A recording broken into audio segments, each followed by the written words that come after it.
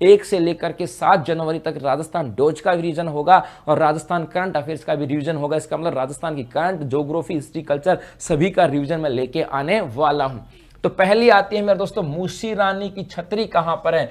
बड़ा important question है, कई बार पूछा गया कि मूसी रानी की छतरी कहां पर है, तो आपका जवाब हो जाएगा कहां पर है मेरे दोस्तों, अलवर के अंदर। कहां पर है, अलवर के अंदर आती है। अब ये तो इसका जवाब हो गया, लेकिन यहां से इसकी डिटेल हम बात करते हैं। तो डिटेल नंबर 1, मूसी महारानी की छतरी की बात करें, मूसी महारानी की छतरी की बात करते हैं कि भाई इन छतरियों के बारे में क्या आता है। सबसे पहले ये अलवर के अंदर है, एक चीज तो ये आपको ध्यान में रखना है। दूसरा मेरे दोस्तों सबसे इंपॉर्टेंट जो चीज आती है, ये जो छतरी है ये 84 खंभों की छतरी, एग्जाम में कई बार पूछा गया, 84 खंभों की छतरी आती है। और एक हम बात करें तो इसका जो निर्माण की बात करें तो इसका निर्माण कब करवाया गया, तो निर्माण विनय सिंह के द्वारा, यहां के राजा थे विनय सिंह, उन विनय सिंह के द्वारा निर्माण करवाया गया। और कब, तो 1815 में निर्माण करवाया गया था। यहां पर यह आपको ध्यान में रखना है। और एक याद रखना, ये मूसी महारानी जो छतरी है ये मेरे दोस्तों 2 मंजिला छतरी है। कैसी छतरी है, 2 मंजिला, जो कि मुगल कालीन और राजपूत स्थापत्य कला का ये कहें कि सम्मिलित मिश्रण आता है। तो कई बार एग्जाम में जो पूछा जाता है, ये पूछा जाए कहां पर है, तो जवाब होगा अलवर। 84 खंभों की है, निर्माण विनय सिंह के द्वारा 1815 के अंदर करवाया गया था और यह 2 मंजिला छतरी आती है। इस राजस्थान डोज के दूसरे क्वेश्चन की बात करें भाई, दूसरा क्वेश्चन है किसके समय में हेनसांग राजस्थान आया था। तो किसके समय में हेनसांग राजस्थान आया था मेरे दोस्तों, तो ये किसका नाम आ जाता है, किसके काल में आया था, तो आपको पता होगा हेनसांग जो आया था ये आया था हर्षवर्धन के काल में। किसके काल में मेरे दोस्तों, हेनसांग की बात करें ये हर्षवर्धन के काल में, हर्षवर्धन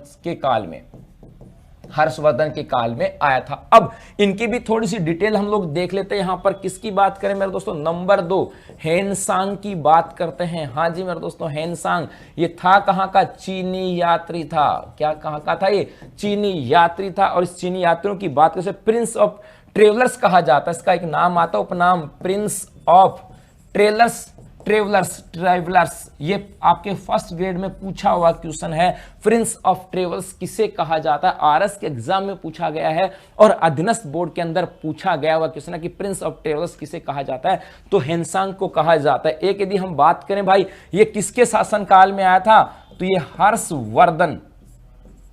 हर्षवर्धन के शासनकाल में आया था। और राजस्थान की बात करें मेरे दोस्तों, राजस्थान में कहां पर आया था, तो ये भी कई बार पूछा गया है। ये राजस्थान में आया था भाई भीनमाल के अंदर। और सर इस भीनमाल में ऐसा क्या खास है, तो याद रखना महाकवि माघ की बात करें और एक मेरे दोस्तों आ जाता है ब्रह्मगुप्त की बात करें, इनका जन्म स्थल है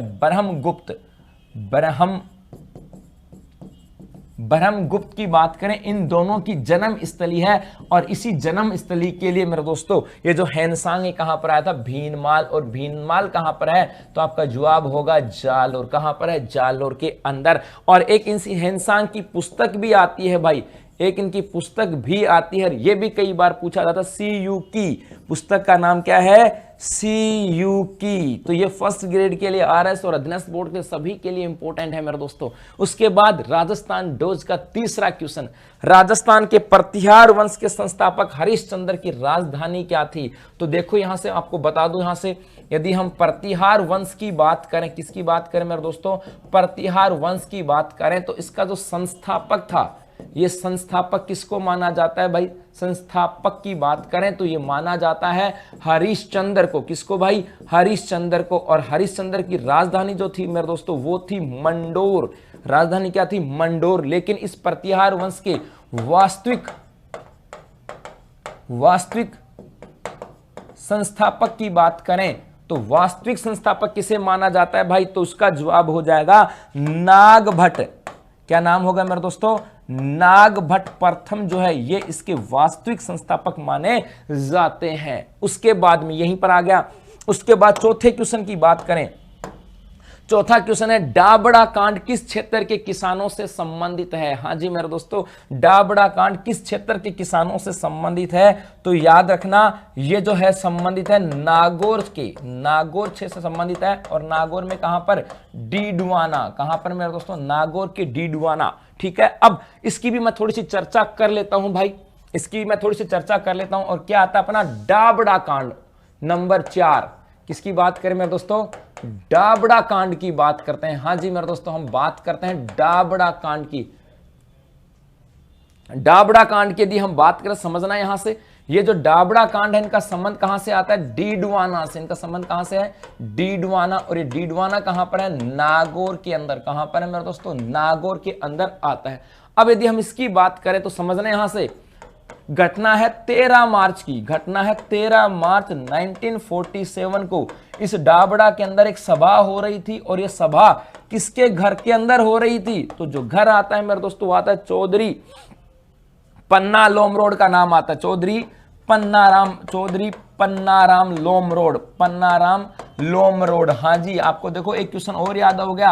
एक राजस्थान आईपीएल के अंदर राजस्थान का खिलाड़ी खेलता है, लोम रोड। खेलता है कि नहीं खेलता? हाँ, बस याद हो गया ना। तो उस लोम रोड का संबंध भी कहां से आता है? नागौर से आता है। और जब यहां पर ये सभा हो रही थी और उस समय यहां पर कहें कि जो अंग्रेज थे उनके द्वारा मेरे दोस्तों यहां पर लाठीचार्ज किया गया, गोलियां चलाई गई और उनके अंदर 5 किसान अपने शहीद हो गए थे। तो ये नाम सब आपको ध्यान रखना। 13 मार्च 1947 की बात है। डीडवाना नागौर से संबंध आता है। और लोम रोड तो 2 याद हो गए। लोम रोड क्रिकेटर का नाम आ जाए लोम रोड का, तो उनका संबंध कहां से? नागौर से आता है। अब आ जाओ राजस्थान डोज के ऊपर। नंबर 5 की बात करते हैं भाई। भारतीय संविधान में संशोधन प्रक्रिया किस अनुच्छेद के अंतर्गत आती है? तो भारतीय संविधान की बहुत सारी विशेषताएं आती हैं और उन्हीं विशेषताओं के कारण भारतीय संविधान इतना शानदार है, अच्छा है। और इसका संबंध किससे आता है? तो अनुच्छेद 368 से। इनका संबंध किससे आता है? अनुच्छेद 368 से। और एक याद रखना, संशोधन की प्रक्रिया कहां से ली गई है? तो ये ली गई मेरे दोस्तों दक्षिणी अफ्रीका से। कहां से ली गई है? तो जवाब हो जाएगा दक्षिणी अफ्रीका से ली गई है। हां जी मेरे दोस्तों, दक्षिणी अफ्रीका से संशोधन की प्रक्रिया यहां पर अपने ली गई है और अनुच्छेद 368 के तहत आता है। और यह संशोधन की प्रक्रिया में क्या है? तो सबसे पहले संविधान संशोधन कराने के लिए मेरे दोस्तों एक संविधान संशोधन विधेयक लाना पड़ता है। उस विधेयक को हर एक सदन से, लोकसभा और राज्यसभा दोनों से पास होना होता है। उसके बाद वो राष्ट्रपति के पास जाता है और राष्ट्रपति के द्वारा अंतिम रूप से सिग्नेचर करने के बाद वो जो विधेयक था वो एक नया कानून बन जाता है और उसका संविधान में बदलाव कर दिया जाता है। तो वो हो जाती है संविधान संशोधन की प्रक्रिया। तो इसका संबंध अनुच्छेद 368 से आता है। अब आप लोग इसका स्क्रीनशॉट ले लीजिएगा। और यदि भाग पूछा जाए तो ये भी याद रखना, भाग 10 के अंदर